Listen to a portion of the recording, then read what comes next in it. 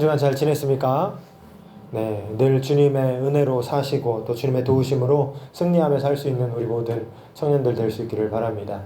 우리 고3에서 올라온 이제는 이제 청년부가 되신 여러분들 몇몇 청년들 이렇게 보이는데 너무 반갑고 좋아요. 계속 또 우리 함께 연대하고 연합해서 아름다운 청년부를 이뤄나갔으면 좋겠습니다. 모든 인생에 희노애락이 있다 그러죠. 희노애락, 기쁨과 노여움, 슬픔과 즐거움입니다. 기쁨이 있을 때 좋죠. 살면서 기쁨이 있으면 좋습니다. 즐거우면 좋아요. 그런데 인생에는 그것만 있는 게 아니라 슬픔도 있고 또 노여움도 있다라는 거고, 슬픔과 노여움의 때, 고통의 때가 우리에게 찾아올 때 우리는 어떻게 하면 좋을까? 어떻게 그 어려운 시간들을 잘 헤쳐갈 수 있을까? 모든 사람들의 고민일 것입니다. 전도서 7장 14절에 보면은 형통한 날에는 기뻐하고 곤고한 날에는 되돌아보아라. 형통한 날에는 기뻐하래요. 그리고 곤고한 날에는 되돌아보아라. 이 두 가지를 하나님이 병행하게 하사 사람이 그의 장래 일을 능히 헤아려 알지 못하게 하셨다 그랬습니다. 그러니까 인생에는 형통한 날이 있다는 거예요. 그래프로 보면 형통한 날이 있는 거죠.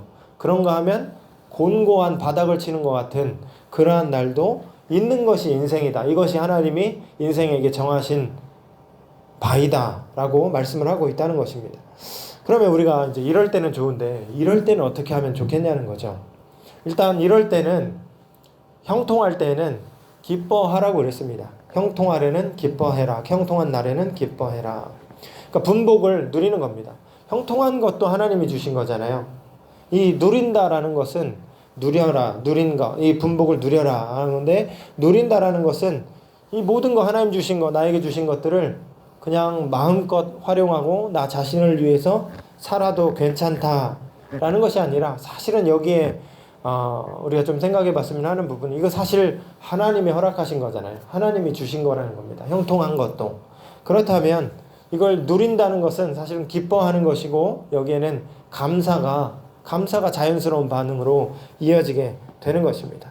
그렇게 우리가 감사하며 기뻐하며 형통한 날을 또한 만족하며 그렇게 지내는 그러한 저와 여러분 되길 바랍니다.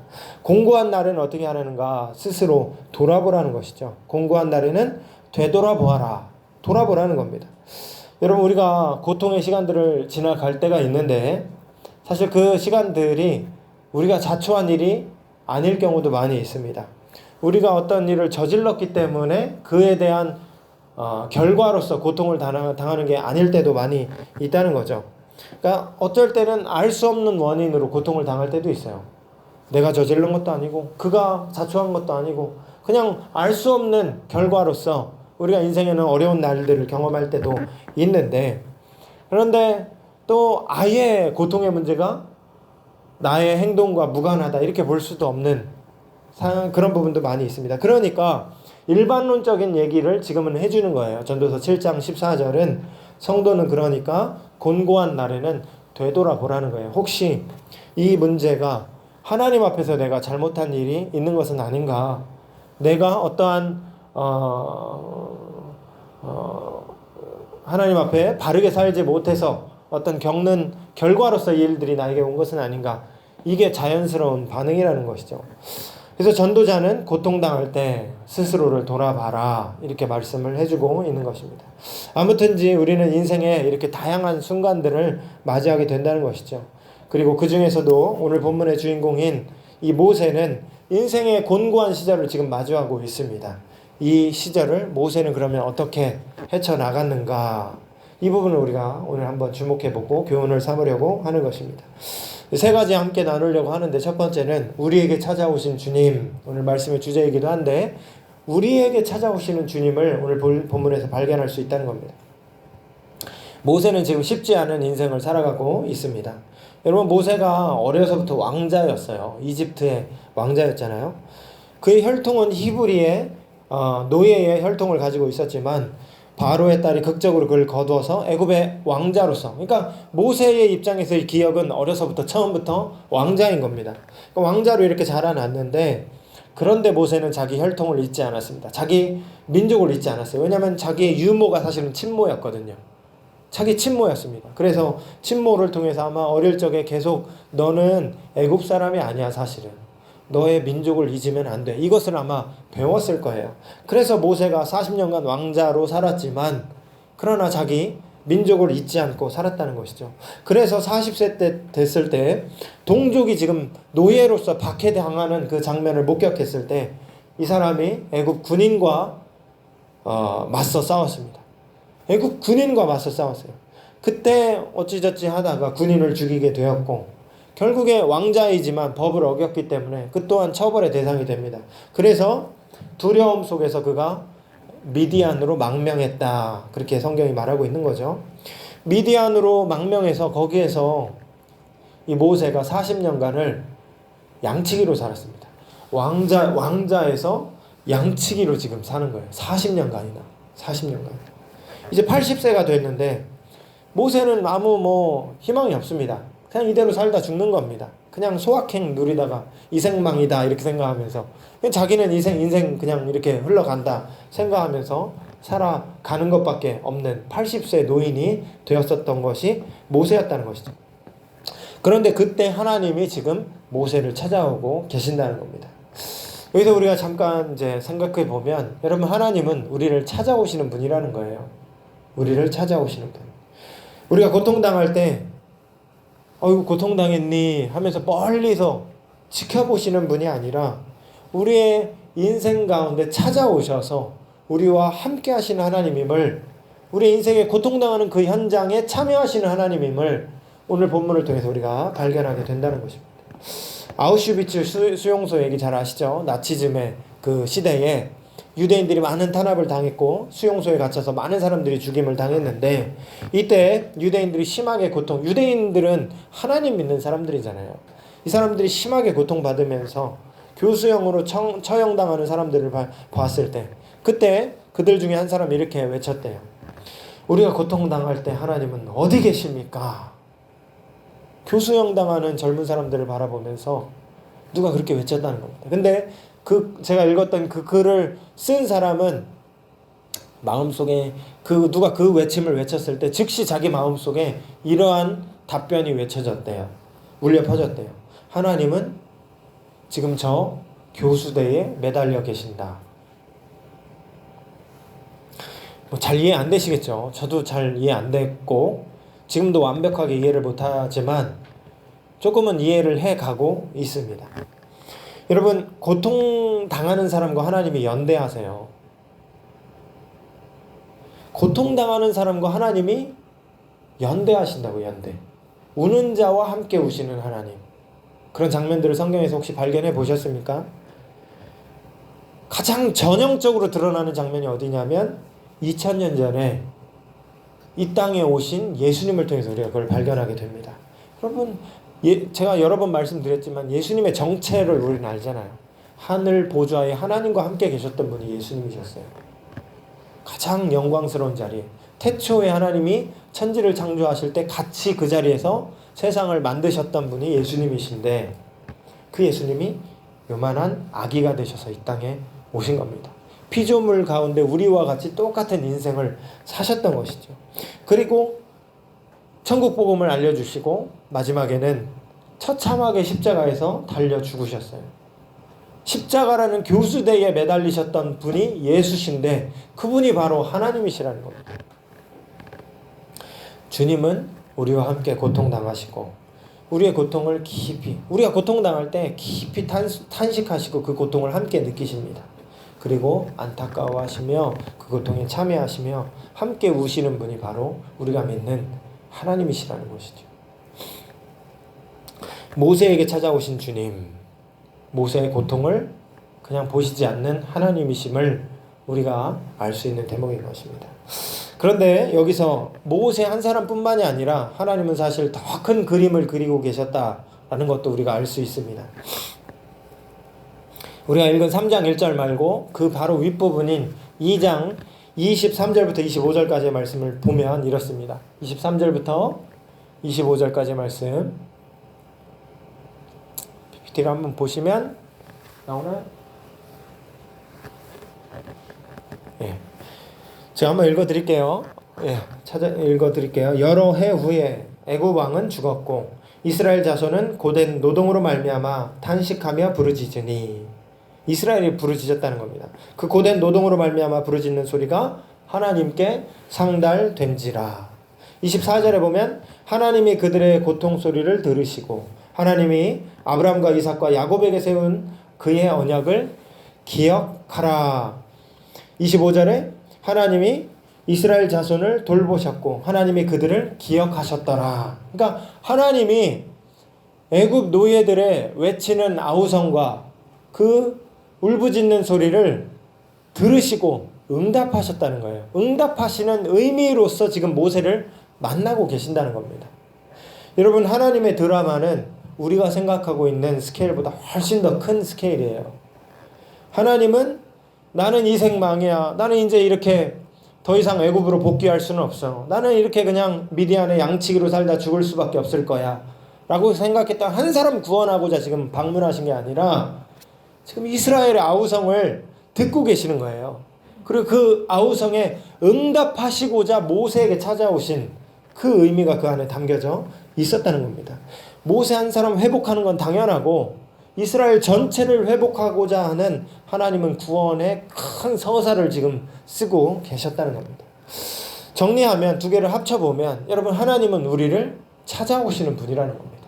우리를 찾아오시는 분. 나를 위해 오시는 분이시죠. 뿐만이 아니라 우리를 위해서 오시는 하나님이시라는 겁니다. 그리고 그 당시에 그들을 위해서 오신 하나님은 오늘 저와 여러분을 위해서 찾아오시고 거대한 일들을 행해 나아가시는 그 하나님이심을 우리가 발견해낼 수 있다는 것이죠. 여러분, 우리가 믿는 하나님이 그런 하나님임을 기억하시고 믿을 수 있는 은혜가 저와 여러분 가운데 있기를 간절히 소원합니다. 두 번째 함께 나눌 주제는 한번 따라해 볼까요? 형상이 없다. 한번 따라해 주세요. 이게 왜 따라해야 되냐면 여러분을 좀 깨우려고. 형상이 없다. 형상이 없다는 거 한번 잘 생각해 보세요. 모세가 이제 떨기나무 뭘 모르겠어요. 부시 같은 거 이렇게 막 있는 거죠. 거기에 막 불이 붙었어요. 근데 떨기나무 부시에 만약에 불이 붙었으면 확 타고 그냥 끝나는 거예요. 지푸라기에 불 붙으면 확 붙고 끝나는 거예요. 근데 안 없어져요. 놀라운 장면을 지금 모세가 목격하고 있는 것이죠. 근데 이 장면에 하나님이 없어요. 그냥 모세가 본 거는 불붙은 떨기나무, 없어지지 않는 기이한 장면, 확 불 붙었는데 안 없어지는 저 떨기나무, 그냥 그 신기한 거예요. 요것만 봤지 하나님을 보질 못했다는 거죠. 여러분, 우리가 하나님을 그릴 때 서양 화가에서 그 보면은 무슨 미켈란젤로 이런 그림 같은 데서 보면은 제우스 신 모양이랑 똑같이 하나님을 그립니다. 천지창조에 나오는 그 하나님 모양 있잖아요. 천지창조 이렇게 있는 거 있잖아요. 이거 그 모습이 사실 제우스 모습이랑 똑같아요. 그러니까 그 당시 사고방식 안에서 약간 일치되는 그런 개념들을 갖고 있었던 것 같아요. 그 사람들이. 근데 사실 하나님 상이 없습니다. 하나님 상이 없어요. 교회학교 교재에서 공과 공부에서 하나님 혹시 그릴 일이 있을 때 산신령처럼 그립니다. 수염이 있고 이렇게 성가대 가운 같은 거 입고 계시는 하나님, 자 이렇게 뒤에는 후광이 있고. 근데 하나님 그렇게 그리면 안 돼요. 이것 때문에 종교 전쟁이 일어난 적도 있어요. 하나님은 상이 없으신 분이세요. 하나님 상을 주시질 않았습니다. 불타는 떨기나무, 그러나 사그라들지 않는 떨기나무, 그것만 봤지 하나님은 자기 모습을 모세에게 계시하지 않으셨다는 거죠. 여기에 여러분 중요한 함의가 담겨져 있습니다. 뭐냐면 하나님과 우리는 기브 앤 테이크 관계가 아니라는 거예요. 기브 앤 테이크의 기계적 관계가 아니라 하나님이 우리와 맺고 싶은 관계라는 것은 인격적인 관계라는 겁니다. 인격적 관계. 여러분, 산타 좋아하세요? 어린아이들은 산타를 좋아합니다. 저희 아이들은 이제 초등학교 3, 4학년인데 이제 한 학년씩 올라가지만 아직까지 산타를 믿습니다. 산타의 존재를 믿어요. 한때 안 믿었던 적 있어요. 그런데 1년이 지나니까 다시 까먹어서 다시 있다고 생각을 하더라고요. 그것도 웃기더라고요.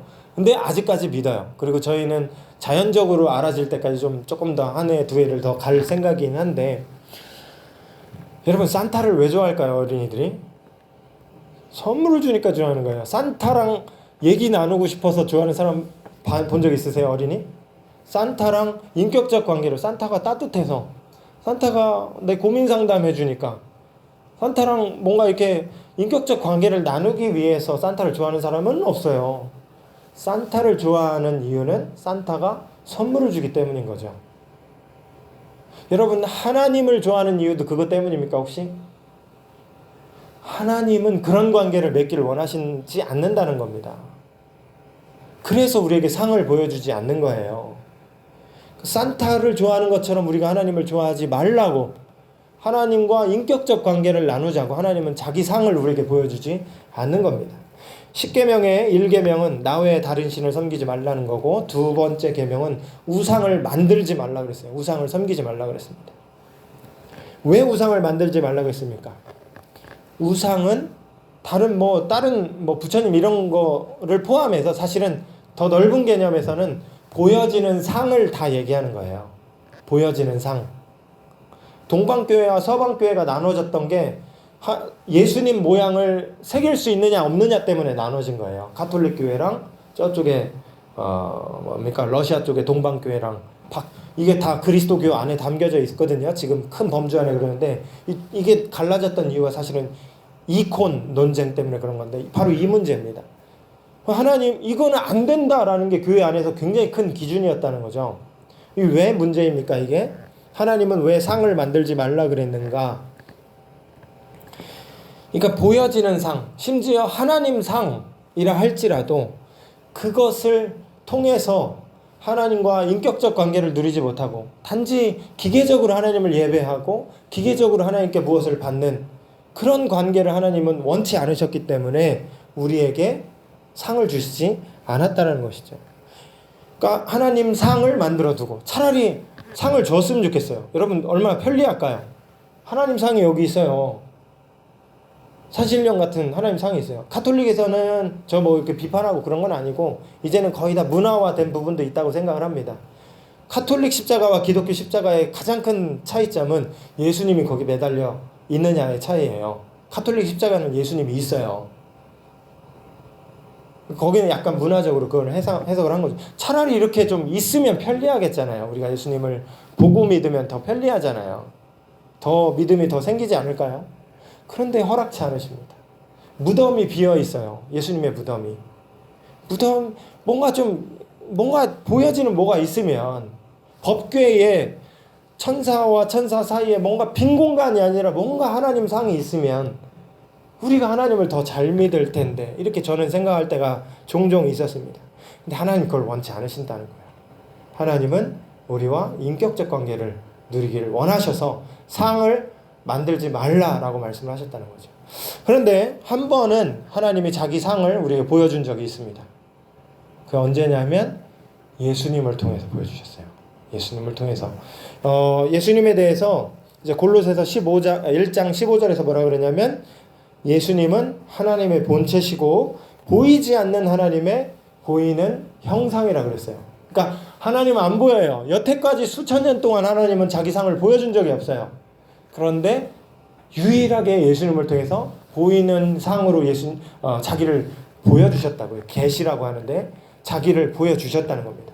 그러면 이 둘의 차이는 뭘까요? 왜 여태까지는 안 된다고 했는데 예수님을 보여주셨냔 말이죠. 그럼 예수님과 우상의 차이는 뭘까요? 여태까지 말한 것처럼 인격성이에요. 인격성. 예수님을 주셨지만 예수님은 같이 친구 되신 분이었어요. 교제하신 분이었고 뭡니까? 세리들의 친구가 되주셨고 창녀들의 친구가 되주셨어요. 그런 별명을 가지셨던 분이 먹기를 탐하는 자다. 이게 예수님의 별명이었습니다. 그 정도로 예수님은 가난하고 약한 사람들, 천대받는 사람들과 연대하시는 분이셨어요. 그게 바로 하나님이셨다고요. 우상과 예수님의 차이는 뭡니까? 인격성입니다. 우리와 함께 하시는 하나님. 우리를 위해서 울어주신 하나님. 나사로가 죽었을 때 울어주시잖아요. 울어주신 하나님. 이게 바로 본질적인 차이고 우리가 하나님을 경배하고 예배하고 나아갈 때 꼭 필요한 필수 요소가 바로 이 부분이라는 거죠. 인격적인. 그러니까 여러분 신앙생활 할 때 기계적으로 하나님 믿지 마시길 바래요. 기계적으로. 내가 구했으니까 하나님 이걸 내놓으셔야 되는 게 맞지 않습니까? 안 주시니까 분노하고. 이런 게 아니라 주님은 우리와 인격적 관계를 나누며 살기를 원하시는 그러한 하나님이시라는 거죠. 먼저는 여러분 하나님을 인격적 관계를 위해서는 먼저는 하나님을 잘 아셔야 돼요. 하나님을 알아가는 데 힘쓰세요. 성경을 통해서, 기도를 통해서 하나님과 가까이 가기를 힘쓰시고, 그런 가운데 하나님이 자기를 열어서 우리에게 친밀하게 다가와 주시고 응답해 주시고 깨닫게 하시고 하는 그러한 하나님을 경험하는 시간들을 갖게 될 겁니다. 그러한 시간들이 바로 인격적 관계로 우리에게 추억거리가 되고 하나님을 더 가까이 알아가는 그런 관계들이 될 수 있다는 것이죠. 떨기나무에 하나님의 형상이 없음, 이걸 통해서 우리가 생각해 본 부분이라는 것입니다. 마지막으로 한 가지만 더 말씀을 드리려고 하는데, 순종에 대해서 얘기 나눠볼게요. 순종. 우리가 순종해야 된다. 왜 순종해야 되는가? 이 순종의 이유에 대해서 한번 얘기를 나눠볼 건데, 여러분 우리가 이 장면에 대해서 모세가 우연히 어떻게 하다 그 성화 그 영화 같은 걸 보시면 모세가 우연히 호렙산에 오른 것처럼 나오거든요. 약간 상상이에요, 그런 거. 그러니까 양 한 마리가 도망갔어요. 그 양 찾으러 막 산 위로 올라가다가 어떻게 하다가 떨기나무를 본 것처럼. 성경에는 없는 얘기죠.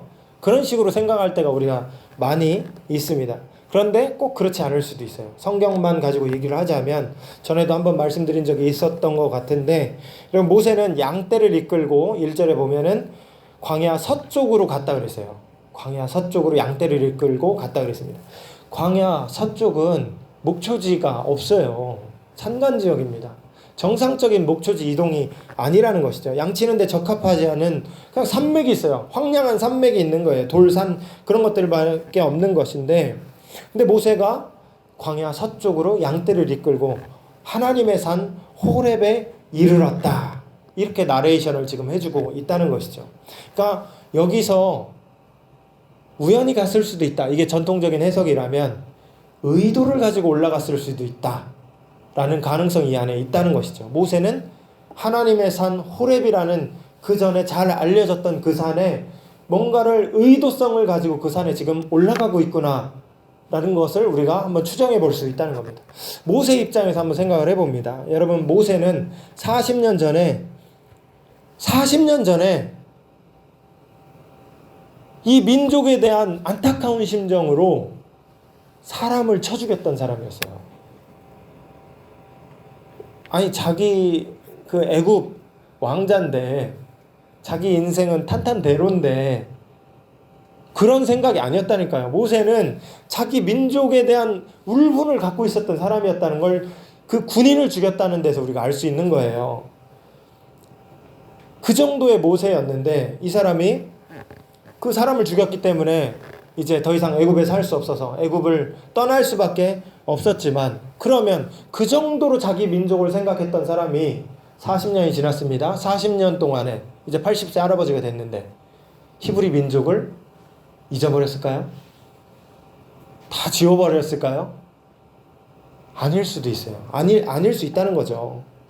아마 이런 가정 안에서 한번 생각해보면 이랬을 것 같아요. 모세의 입장이 이런 겁니다. 지금 의도를 가지고 하나님의 산 호렙에 올랐고, 거기에서 모세는 하나님을 찾았을 것 같아요. 그리고 이런 마음으로 하나님 앞에 나아갔던 거죠. 하나님, 저는 사람을 죽여서 더 이상 애굽으로 갈 수는 없습니다. 제 인생은 이렇게 끝나는 것 같아요. 맞아요. 저는 미디안 양치기로 이렇게 살다 죽겠죠. 그러나 하나님, 이스라엘은 하나님 백성 아닙니까? 제가 아브라함을 알아요. 엄마를 통해서 들었습니다.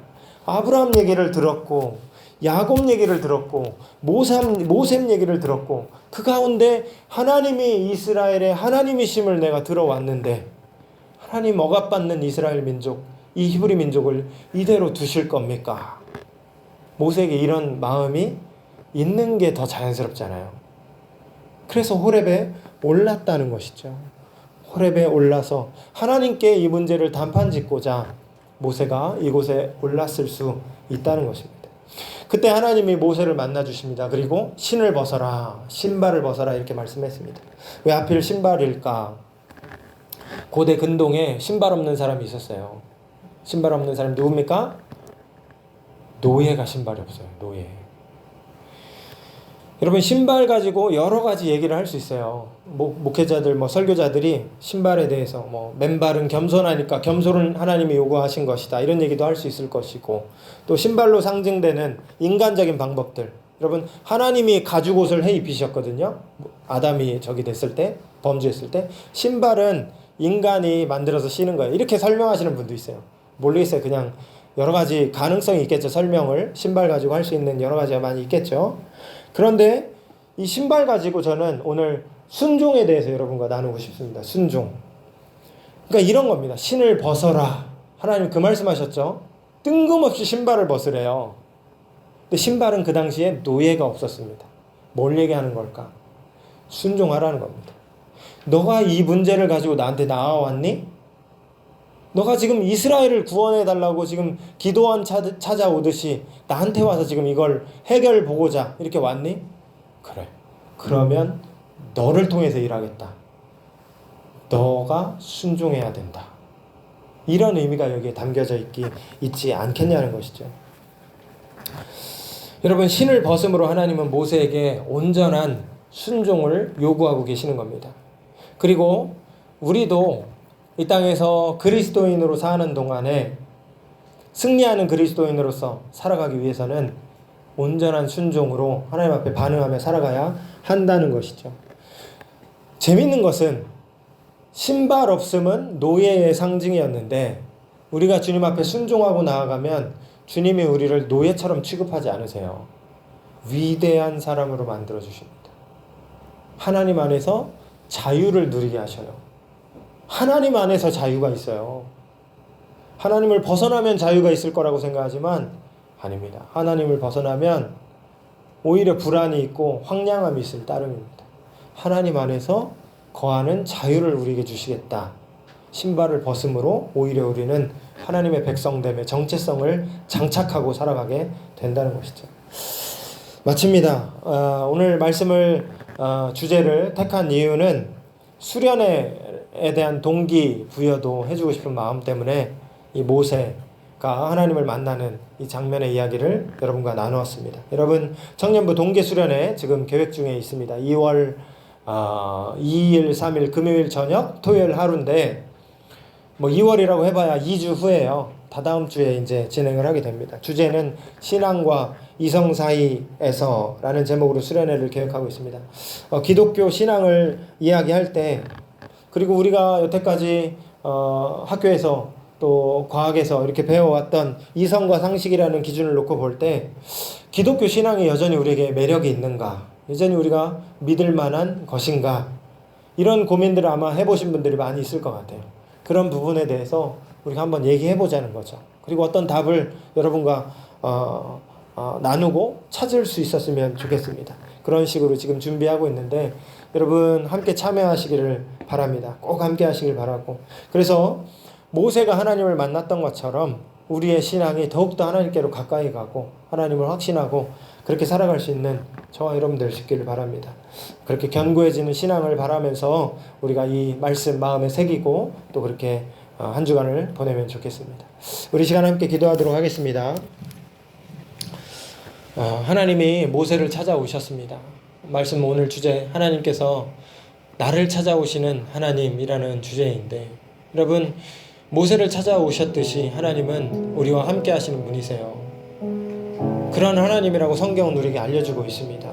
여러분 꼭 기억하셨으면 좋겠고 혹시 그 믿음이 견고하지 않다면 하나님 앞에 기도하시길 바랍니다. 내 인생 가운데 하나님 내가 어려서부터 하나님에 대해서 많이 들어왔는데 그 하나님을 확신하며 살고 싶습니다. 하나님의 함께 하심을 전해 듣는 것을 넘어서 경험하고 더욱더 큰 확신 속에서 하나님과 함께 발맞추어 가는 그러한 신나는 인생으로 살아가고 싶습니다. 주님 도와주시옵소서. 주님 함께하여 주시옵소서. 모세를 찾아오셨듯이 저에게도 찾아와 주시고 또 이스라엘을 구원해 주셨듯이 나를 인도하시고 우리를 인도하신 하나님을 경험케 하여 주시옵소서. 우리 여러분은 각자에게 주신 말씀 붙들고 이 시간에 함께 기도하도록 하겠습니다. 기도하겠습니다.